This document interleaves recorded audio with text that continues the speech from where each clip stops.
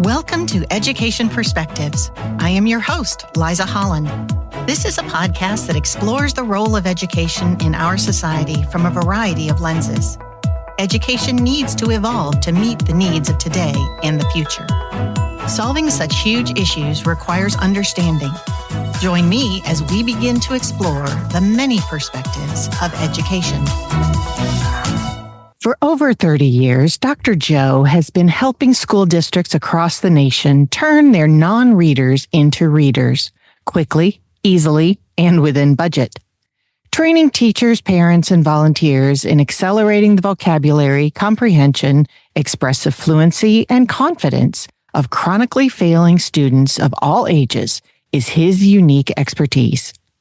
Dr. Joe has over a dozen published peer-reviewed research articles in national and international journals, including Brain Impact Research published by brain imaging researchers at the Massachusetts Institute of Technology and Carnegie Mellon University. We are delighted to have Dr. Joe Lockavitch with us today on Education Perspectives. Okay, Dr. Joe Lockavitch, welcome to Education Perspectives. Thank you, Liza. What an honor to be with you and to be with your audience. I've been listening of your previous podcasts, and to be on such a distinguished podcast is just exciting. Well, we are delighted to have you and looking forward to digging into the great work that you have been doing in education. So let me hit you with the first question from a 30,000-foot view. Why do you think that we as a society invest in education? It's the key to success. It's as simple as that. I'm a product of it. I am a second-generation American. My father was first. His grandfather came from Europe at the turn of the century. Ended up a very bright man. Ended up working in the mines. My father was one of five. And he, equally bright, very creative, had to quit school at 16 in order to also go into the mines at that time to work. So I'm the first one in my family with a college degree. It gives you the opportunity to experience things other individuals don't have. So how's that for an answer? That's an excellent answer, and so rooted in our American experience. That is marvelous, and all the way to doctor. Eliza, it is the American experience. That is the single, to me, most important variable. There's a direct correlation between education and success. The greater your education, the greater your success. No one can dispute that. I love it, and you can't take it away from you either. No, not at all. So what drew you to education for your profession? Well, again, it was, I can say by accident. It's always one of those things that you stumble in. I was, again, because of my parents' background, my mom had a 7th and 8th grade education. Again, bright, competent, wonderful family wonderful person to have as a mother, and equally wonderful as a father. But they were very security conscious. And so when I got my undergraduate degree, one of the things that was most secure and also, in our eyes, prestigious was education of being a teacher. To say that I was a teacher and to feel being a teacher was just quite an honor. And I've never lost that at all. Well, it's a wonderful thing to be able to make your parents proud that way. Well, yeah, and also it's an extremely honorable profession. It absolutely is. And you have put some real focus on reading. Can you tell us a little bit about what you do and what kind of impact that you hope to have? Yeah, I have, I'm a former classroom teacher, university professor, school psychologist, special ed director, and at one time had an opportunity to do similar national talk show. So I love to talk, but when I started, I found that I ended up being in special education. I started working in inner city, working with students who were at that time emotionally disturbed. And then I have my master's degree from Southern Connecticut State University in special ed. My first real job was working with junior high special needs kids. And I found that no matter what I did, there were still kids that weren't responding. There were kids that just were not responding. So it started me on a quest. Now, I've only been on that quest close to 50 years. But all things being equal, I've been searching for an answer to this question, as one teacher once said, as I was giving a talk. And she said, Dr. Joe, all things being equal, what do you do with the kid who can't read a lick? What do you do with the kid who can't read a lick? And that was my quest. And when I started, I had the opportunity my doctorate is from Boston University, so I was in the greater Boston area. I had the opportunity to go to many, many talks given by many, many experts. And I would be the first in there, sitting in the first row, and couldn't wait. And the audience was there, the room was packed. And about midway through, you could start to hear rustling and start to hear people starting to move, because it was the same thing that I heard over and over again, Liza. And it was, while they could tell you what was wrong, they couldn't tell you what to do. So that was my quest, and that's my expertise. That is, what does the research say about why these kids can't do as well as their achieving peers, and B, what type of curricular adjustments, what can be done to help them? I'll take a breath, because that was a long-winded explanation. Well, Dr. Joe, that resonates with me so much, because we have an alarming number of kids who have not been able to read effectively despite the traditional modeling and whatnot. And it's exciting to me to see things like the science of reading really getting put forward to try to look into that data and whatnot. And the practical applications are totally my jam. So I would love to get your thoughts on, what are those practical applications that you have identified? What can we do? What can our listeners do? What can parents do?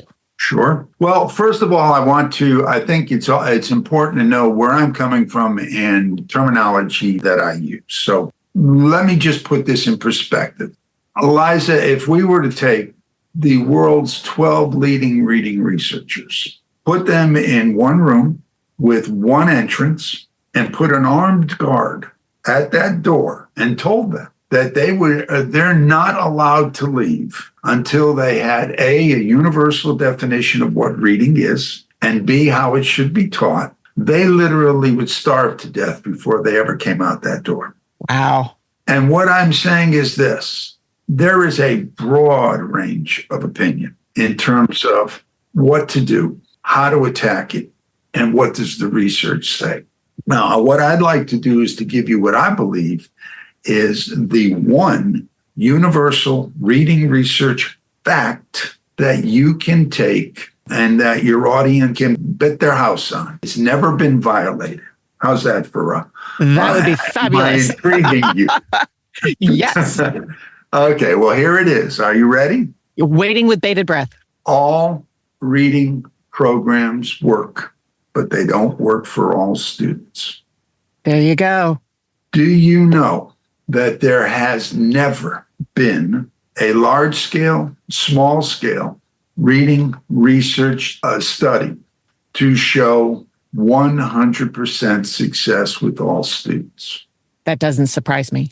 If that's the case, then you have to realize that there is no universal one way. And so in my research, and by the way, I have to make one more distinction. Then we're ready to go. And don't let me forget the 3 characteristics and why we got the kids. Fair enough? Yep. My test to you, I've got a pop quiz for you and for your listeners. And it's not, no one will fail, and I'm not being tricky. But are you ready? I'm ready. Here we go. Reading comprehension. Now, let me say it again. Reading comprehension. Liza, here's the test. How many words did you just hear?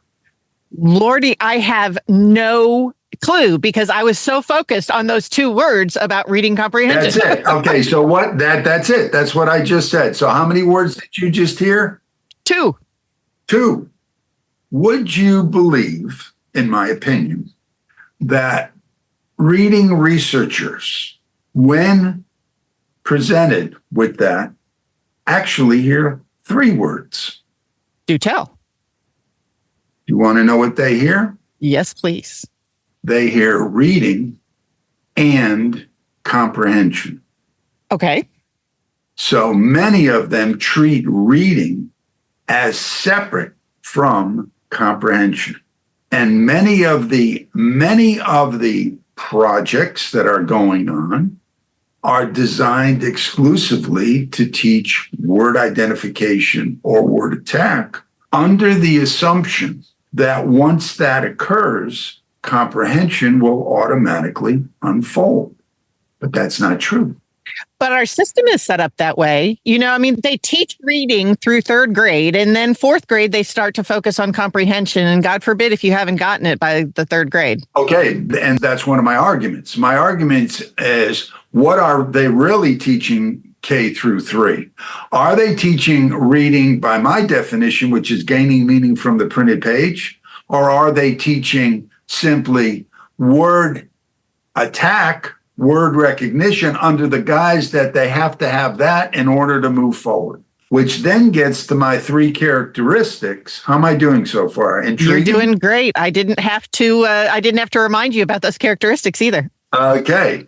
And let me also say one thing, what my belief is and what my 35 years of direct experience out there on the tightrope, starting my own business, as you well know, no safety net. I must be doing something right because it's a hell of a long time.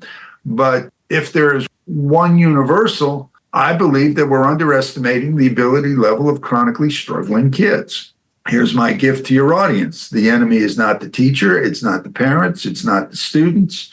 It's not the administrator. The enemy is the inappropriateness of the instructional approach and the methodology as it pertains to the unique needs of this particular population. And when you change that approach, you change that outcome. And I'll share with you later on what I mean by that in the research that and the data that we're getting in our vocabulary acceleration project in North Carolina in grades 6, 7, and 8. So I'll pause and ask if you have any questions right now, any thoughts, or I'll continue to go on my dialogue. Okay, I just have a ton of questions, but please continue on because you have it in your head as far as this good progression. So please just keep giving us more things. And I would also love to hear, we were talking about different kids having different needs. And so maybe a little bit about the toolkit that you suggest as far as what can we pull out for kids who are not getting it the traditional way. Okay, that's a great question. In my book, The Failure-Free Methodology, New Hope for Non-Readers, which I am about to do a second edition, I talked about the characteristics of chronically failing students. And I said that they were PD, ED, and LD. And I'm going to describe that, but I've changed PD because it's too restrictive. And I've replaced PD with ND. And ND is the first thing. And ND stands for neurologically diverse. You have to look at brain research. You have to look at how we're made. And no 2 individuals are alike. No 2 individuals think alike. And all of us come into this world with different characteristics. So my methodology, my approach flies in the face of traditional interventions because it's a CS intervention rather than an RD intervention. Now, I know you're going to say, Dr. Joe, CSRD. Why don't you explain that? Am I correct? Oh, yeah. That's a great question. Academics love their acronyms, I tell you. I know it. I've got more coming. I got a lot for it. But RD stands for the phrase remediation of the deficit. Remediation of the deficit. The student is having difficulty. Kid doesn't get phonics, right? Mm-hmm. Okay. And we know that that's the case. We know that there are segments of kids that don't have a good ear for sounds, that you could go, and they'll go, and you'll dance around the room going, And finally, he'll say the words cat, and the kid will say, why didn't you tell me so in the first place?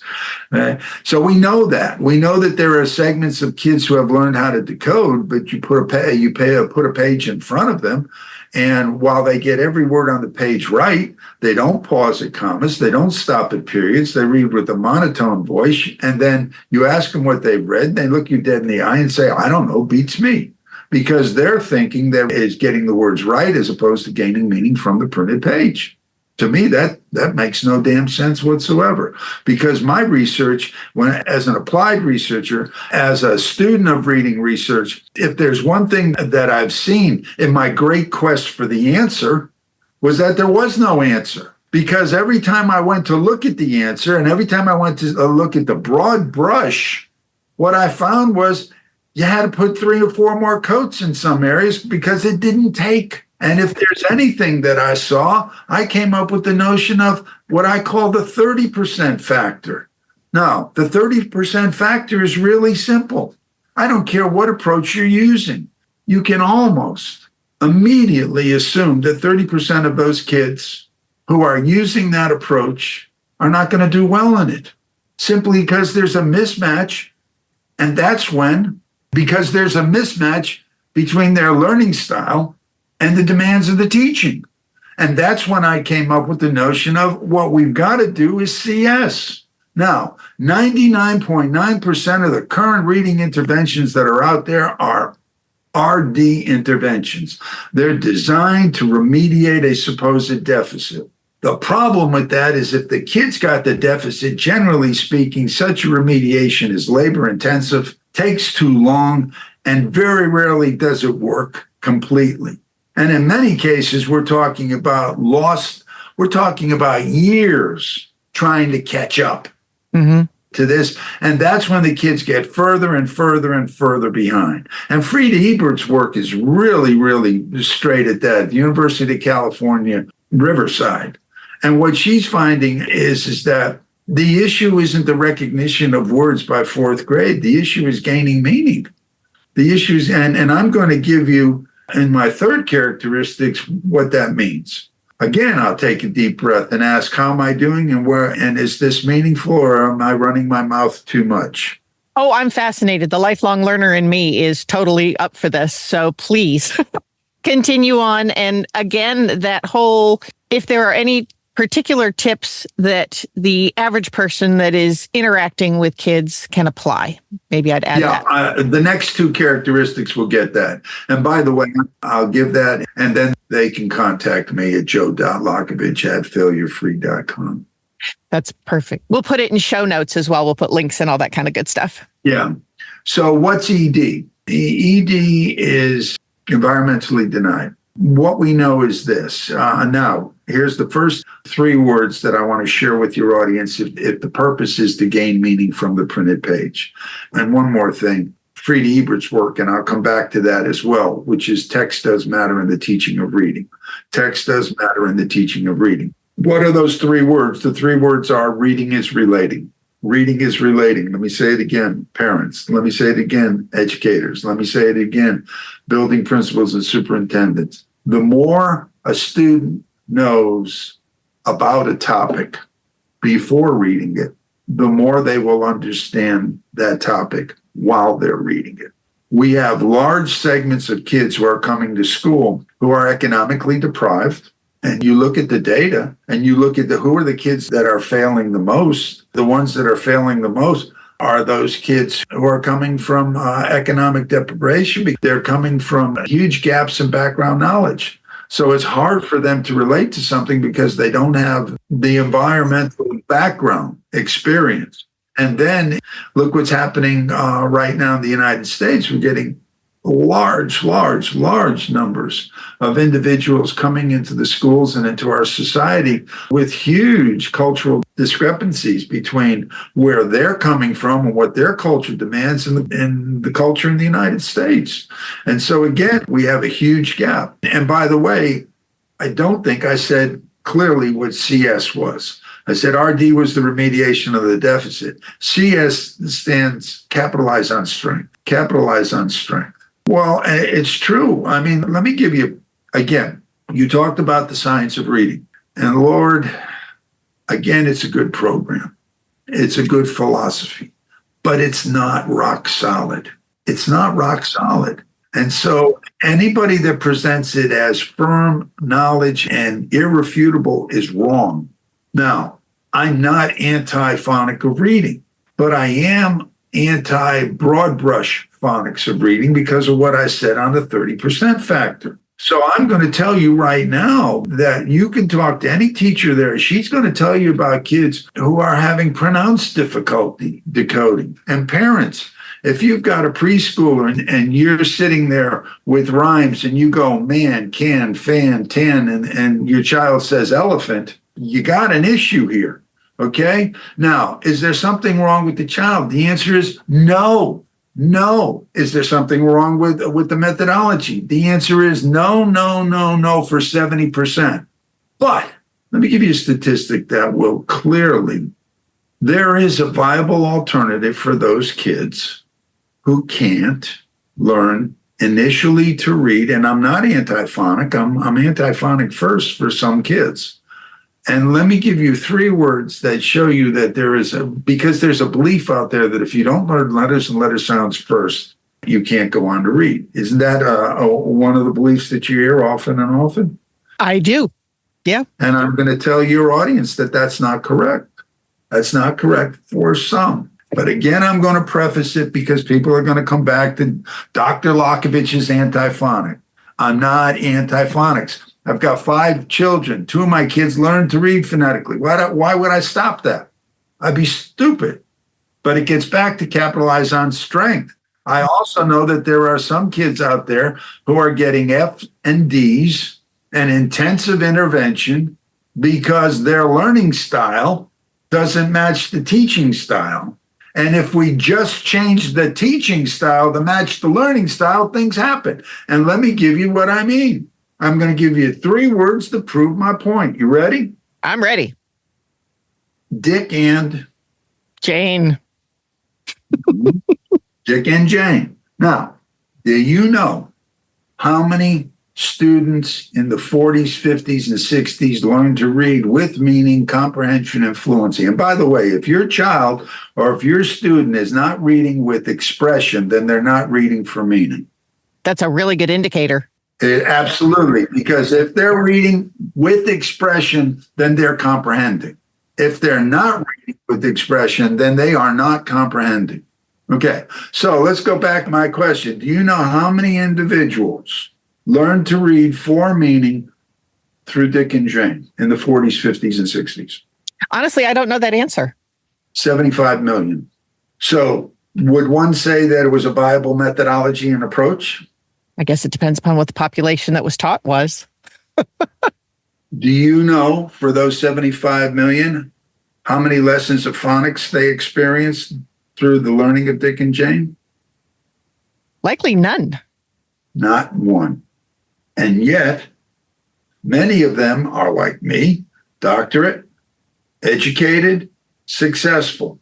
Now, I'm also going to share with you, I'm going to solve the great murder mystery. And you know what that was? Who killed Dick and Jane? Good question. Dick and Jane was killed. And you know who killed Dick and Jane? Who killed Dick and Jane?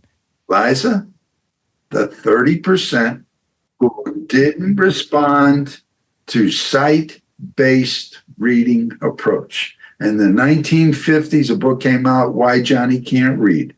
And it was written by Rudolf Fleisch. And he made an elaborate case on the why Dick and Jane violated the principles and the science of reading, and that kids should learn through letters and letter sounds. They should have a structured reading approach. And he advocated the teaching of phonics-based education. Yeah. Phonics-based education. So it was those 30% of the kids who were getting Fs, and by the way, many of them were parents of middle and upper income, were children of middle and upper income parents who had a lot of influence. And they saw that their kids were in an approach that just didn't work. It didn't work. So before I go further, I'm going to ask my question again. Am I anti-phonics? No, Absolutely not. But you're anti one solution fits all. God bless you. God bless you. To me, the simple fact is, if you've got a child who is sitting in a classroom, and you have to ask the question, what is the primary method being taught? And then, if that's the case, you then have to ask, what is a viable alternative to this method? And that's what I do. I mean, right now, my failure-free reading approach, I'd go out and I'd say, and I literally started it with $700 in the bank, 3 children under the age of 10, and a wife that said, well, what the hell? You've done crazier things before. Let's start a business. And I would go out there and I would do it on 2 calling schools, cold calling, and I would do it when I got a decision maker, and I'd say, I'd like to come and do a live demonstration at your school or in your prison or wherever the heck it was. And I'd only do it under 2 conditions. Well, Liza, I know you're going to ask the question. What were your conditions? Oh, that's a good question. The first is, I want to work with the worst kid you got. Well, that got their attention. Mm-hmm. And what's the second? If you don't see a dramatic change in their expressive fluency, comprehension, and confidence within 30 minutes, I'll walk out the door and you'll never hear from me again. Wow. Within 30 minutes, you're finding within that. 30 minutes. Now, I'm going to make this statement. I didn't cure anybody in 30 minutes. Okay. But in 30 minutes, that was sufficient to show that there was a high impact, that when you change the approach, all of a sudden you change the performance of that kid. So in the first edition of my book, I get a call from the assistant superintendent of special education, Bronx, New York. And this was many, many years ago. And he said, all right, Dr. Lockavitch, I've heard these claims. And he said, I'm going to call you. Will you come to the Bronx and do a live demonstration with one of the kids that we don't know what to do with? I said, fine. So I go in there. At that time, it looked like South Bronx looked like war-torn Europe. That's how bad it was. And I'm going through metal detectors when there weren't even metal detectors. And they bring in this young man, African-American, Latino, and he's a 9th grader. He's learning disabled. He came into their program at 6th grade. Reading was a virtual non-reader. And by the way, no student is a non-reader. Okay, that just doesn't exist. But the reading was so laborious and so restricted, and his knowledge base was so small that for all intents and purposes, he was a non-reader. So when they measured him, he was reading below a 1st grade level. So 3 years later, after their intensive interventions, everything that they were doing, he's coming in. They want me to see him. He's a 9th grader. What he's reading at now, 3 years later, below the 1st grade level. Oh, my God. And that's what, there are teachers out there that know exactly what I'm talking about. There are kids that they have worked over and over and over and over with, and they have not seen any noticeable growth. But isn't that the definition of insanity, to keep doing what you're doing and expect a different result? One would see, but we've got it in such a way that we've got it tentacled out now that if the kid doesn't get it slight what's done in the classroom, then we're going to give him a small group intensive supplemental intervention of the same thing. And when it doesn't work, then that's called tier 1 intervention. Then in tier 2, we're going to give him a small group. And then if that doesn't work, we're going to give him one-on-one. Same thing. Greater intensity, they'll call it more structured, they'll do all of that, but it's gearing toward the same learning path. Wow. So now the kid comes in and I'm sitting there, and if you hear me, my people, I tell this story over and over and over again, but I hope I don't bore your audience. When it's effective. I sit there, there's the assistant superintendent, his team, they bring this young man in. I tell the young boy he's not in trouble, that I just want to try a new approach with him. And if it works, that'd be great, but I want his opinion. If he doesn't mind, I promise him I won't embarrass him. So I sit there with him and I pull out the 5 words and I'm going to teach him a passage. Okay, that's the goal. If it's a good fit, you'll see him reading with comprehension and expression from the passage. That's just common sense. So I show him the 5 words and I say, do you know this word, this word, this word, this word, and this word? To which he says, no, no, no, no, and no. I show him the passage. I said, too easy, too hard, just right. He says, too hard, man. I can't do this. Now I'm looking at the assistant superintendent and his team. And if looks could kill, well, they're looking at the words, they're looking at the passage. And essentially what they're saying is we've invited a madman here. We've got to get the police to get this man out because there's no way under the face of this planet that he's going to be able to read this passage or learn these words. Too hard, too hard, too hard, too hard. Impossible. And has my passion started to show yet? Absolutely. I'm feeling it. We are underestimating the ability level of these kids. Oh, God, we underestimate kids all the way across the board. Heavens to Betsy. And the special ed adage, a lot of times, I once had a professor years ago that said special education is neither special nor it's education in many ways, because the kids are just getting same old versions of same old. So my mantra is simple. These kids don't need slower, they don't need lower, and they don't need less. If we're going to do anything with them, they need faster, they need higher, and they need more. Now, I flew all the way up to New York on my dime. Let me at least show the methodology, show the approach, and see if it works. I come to the first word, and first thing I said, do you know this word? And he goes, well, let me ask you something. Do you know anybody? Now, remember, I'm in the South Bronx, okay? Mm-hmm. And I asked, do you ever know of anybody who's gotten in trouble with the law? Oh, yeah. And when they get in trouble with the law and then they get arrested, what do they need? And he says, a lawyer. I said, do you want to know what a fancy name for a lawyer is? What? Attorney. Attorney is nothing more than a fancy name for a lawyer. I said, who brought you? Oh, Miss Jones brought me down here today. Okay. Do you know her? Yeah. But she was with you, right? Okay. She accompanied you to this class. Yeah. So accompany means to be with somebody.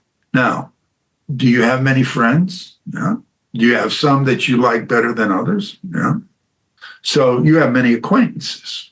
Yeah, I do. Now, reading is relating, reading is relating, reading is relating. Make sense, Liza? Oh, yeah. Okay. Context and understanding. Wow. Yeah. 20 minutes later, he's reading. As I'm going to say right now, and with this, the attorney and her acquaintance were astounded at the abundant size of the rock singer's house. The house was large enough to accommodate over 100 people. Woohoo! Who just read that? Oh, I did. Too easy, too hard, just right. Too easy. Well, now, wait a minute. Who just took it from too hard to too easy in 20 minutes? Well, I did. And all of a sudden, his head gets a little bit straighter. I said, well, now here's where it gets sad, okay? This is my mission. And when I created this, I really created it more as a reading attitude adjustment rather than a reading intervention, just to show these kids that they can do faster, they can do higher, they can do more. They're their own worst enemies. Yeah. If we don't jolt them with something that they don't think they can do and show them that they can, we're never going to impact. Well, they've been told that they're deficient and they can't read and they can't for how many years now? You want to know why? Because they've been in kindergarten, first grade, second grade. They can't. And many of them by second grade have dropped out of school and they're just waiting to 16 years old to finish the damn process. Okay? Yep. And then they end up joining the largest growing class in the United States. You asked, we started this with why do I think education is important? Because you know what the largest growing class is in the United States, Liza? The underclass. Yeah. We got a dichotomy between those that do well and those that think they can't do well and they drop out. And then they seek things that make them feel well. And sadly, most of them are terrible options. So now I say to him, he's a ninth grader. I say, what grade do you think this is? Well, you just took from too easy to too hard in 20 minutes. He looks at me, and the first thing out of his mouth is sixth grade. First thing, he's going 3 grade levels below where he is. So I say, try again. You know what he says this time? Do tell. 5th. Try again. No. Oh, no. 4th. Try again. I stopped him at 2nd. And then I said, Try it again, only this time go higher. Higher? Yeah. 7? I said, higher. No. 8th? No. And his shoulders are going back. His head is going up. I said, what grade you in? He says, 9th. I said, it's 9th, 10th grade. Now, did I cure him in 30 minutes? Hell no. But the kid that left was not the kid that came in. And I'm based, you want to talk about education and educational research? I'll tell you the biggest educational research fact that everybody can take to the bank. And that's what my whole life is based on. You ready? Ready. The little train theory. I think I can. I know I can. I can. I know I can. So in my research, we have a dial. We have 11 entry points into the program where we find their current English reading frustration level. We have passages built on critical first grade and second grade and third grade vocabulary. And by the way, let me give you some good news too. You know, a lot of times people say, well, if he doesn't learn how to decode, he's going to be exposed to 5 million words over time. And no one can memorize 5 million words. So memorization must be bad. Let me also tell you the good news. The good news is that the English language is highly redundant, that there's a corpus body of 2,300 words. And then add to that their word families, prefixes, suffixes. But a mere 2,300 words, you don't think that's a lot, do you, over the course of an academic lifetime to learn 2,300 words? I don't. And quite frankly, from colloquial language, it's a far smaller number than that. So. Well, you ready for this? Yeah. When they master those 2,300 words, they will be able to recognize 92% of the text that they come into contact in through grades 1 through 9. Wow. Talk about powerful. Yeah. But this gets to Frida Ebert's work where she says text does matter in the teaching of reading. The first thing that you find out is so many of these kids are being taught via flashcards. Well, flashcards aren't going to do it. That's number one. The other is that vast majority of these words are phonetically irregular. They violate the principle of key rules. Mm-hmm. And the last is that if you're going to teach it, and by the way, that gets to, I've done ND, neurologically distinct or different, ED, environmentally denied, and then here's the last one, LD. And LD is the heart and soul of my life, my project, my everything. If I gave your audience a one-word key that will dramatically improve the reading comprehension of their kids, would it be worth listening to me? Absolutely. You ready? Yeah, I'm ready. Here's the key to academic success and life. One word, vocabulary. Vocabulary. The kids who are failing the greatest and are having the greatest time in terms of standardized reading tests, we now know that third grade highest achieving students have a vocabulary superior to 12th grade lowest achieving students. If you elevate their vocabulary, you will elevate their performance and life. We're a highly verbal society. Individual, you're judged the moment you open up your mouth. So if we can get them to where they can command and listen and comprehend at higher levels and express at higher levels, then they'll be better, which then gets to three more things I want to share with your audience, and that is input precedes output. Input precedes output. Now, what that means, Liza, is this. From this moment on, if you're a parent, if you're a teacher, if you're an administrator, if you're a business, I don't care what you are. If you want to help an individual, you have to remember you're a vocabulary teacher first. You're a reading teacher second. You're a content teacher third, and you can't change the order. If you want to elevate, you have to get language into their system, which means you have to get as much into their system as possible. Now, the more you get into the system, the greater success they're going to have. But you have to remember this. Input getting it into the system precedes output. So the more you get it in by speaking, talking, reading, the more they're going to be able to express. But developmentally, there's generally at least a 6-month gap between what they can understand and what they can express. And far too often is we're judging them on their ability to express rather than their ability to understand. So when we have 5 children, I'm getting ready, and we're getting ready for our 14th grandchild, and they all live within 5 miles of our house. I don't know what the hell that phrase empty nester means. It does not exist in my life, but I'm also blessed, and I'm thankful for that. But when my first child, Tess, we found my wife was pregnant. That waiting in the pregnancy, I would speak to Tess in the womb. I would say, Tess, this is your dad speaking. The word for today is kinesiology. Kinesiology means.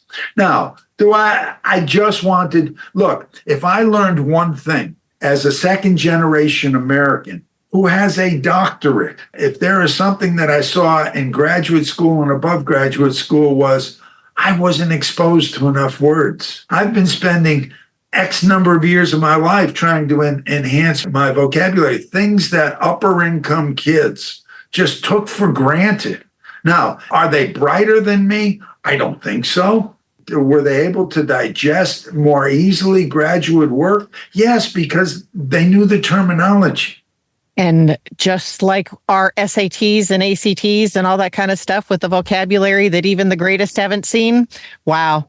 I've got 7th and 8th grade inner city kids in North Carolina right now who are working with SAT level vocabulary and reading passages with complete meaning. And what's amazing is in our diagnostic prescriptive, we start them at the point where they say, this is too hard, I can't do it. So we put them in the most challenging material. And then we use the most comprehensible texts that eliminate the roadblocks to reading comprehension. And what are the roadblocks to reading comprehension? Uncommon names, dates, and places. They can't relate to it. Number 2, awkward sentence structure. Number 3, sophisticated or initially sophisticated vocabulary. And then the biggest one is lack of repetition. What we know is this: as the literacy level drops, the need for repetition proportionally increases, and traditional interventions are not repetitious enough for our kids when they're placed at a challenge level. If they're placed in texts that they can easily do, they're bored. But if you raise them 2 or 3 grade levels higher than one would anticipate, all of a sudden, repetition isn't boredom, it's the mother of learning. Wow. I've run out of time, but I want the parents to know www.failurefreeonline or failurefreereading.com. When they go there, there's actually, if they scroll down, they'll see that there's an opportunity for them to do one of 2 things. Number 1, if they're an administrator or a superintendent or someone truly wanting to make a difference, we can set up a consultation, and I'll be very happy to explain what we can do and how we can accelerate the reading ability of those kids that are pulling their scores down. Because for every 6 kids you have testing below the 20th percentile, you need 13 kids testing at the 90th percentile to do nothing more than level it out. So in the North Carolina project, we're seeing kids testing at the 9th percentile. We in one middle school, we had kids, small number, but still their average reading percentile on North Carolina end of grade was 5th percentile in the pretest. In the post-test, it was the 27th percentile. Now, we did that 30 minutes a day, 5 days a week for under 4 weeks. Wow. So we can accelerate. It's an acceleration process. So the first thing they can do is sign up for a consultation, no charge. It's me. Nobody else. It's me. And the second is that if you go down a little bit lower, we have the beauty of my methodology and approach is that it works quickly. So we have a sample lesson where we'll find what their current reading frustration level is, and then we'll put them in a failure-free lesson and give them the opportunity to see whether or not it's a good fit. And then if they want, they can order it. It's not expensive, less than $1.50 a day. But, it's where we're at. Oh, Dr. Joe, I tell you, this has been a phenomenal. Little did I know this should have been a 2-part series because you've had so much good information for us here. Well, I'm ready for part 2. When you're ready, we can do part 2, and then we'll get into more specifics and things that parents and educators can do.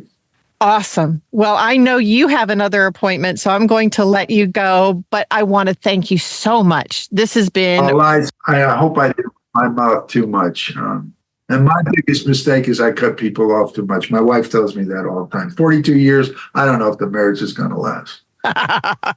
Somehow I have faith that it will. But again, thank you for sharing because I have learned a ton and I'm so inspired by this methodology that you're looking at for these kids that have not had a solution and you're providing solutions. And I am I'm a super fan. You got to look at what they're doing. You got to forget RD and move into CS and forget remediation and capitalize on their strength. Change the instruction and you change performance outcomes. It's as simple as that. And I can help. There you go. Well, I will let you go and thank you again. Appreciate you. Thank you, Liza. Thank you so much for listening to this episode of Education Perspectives. Feel free to share your thoughts on our Facebook page. Let us know which education perspectives you would like to hear or share. Please subscribe and share with your friends.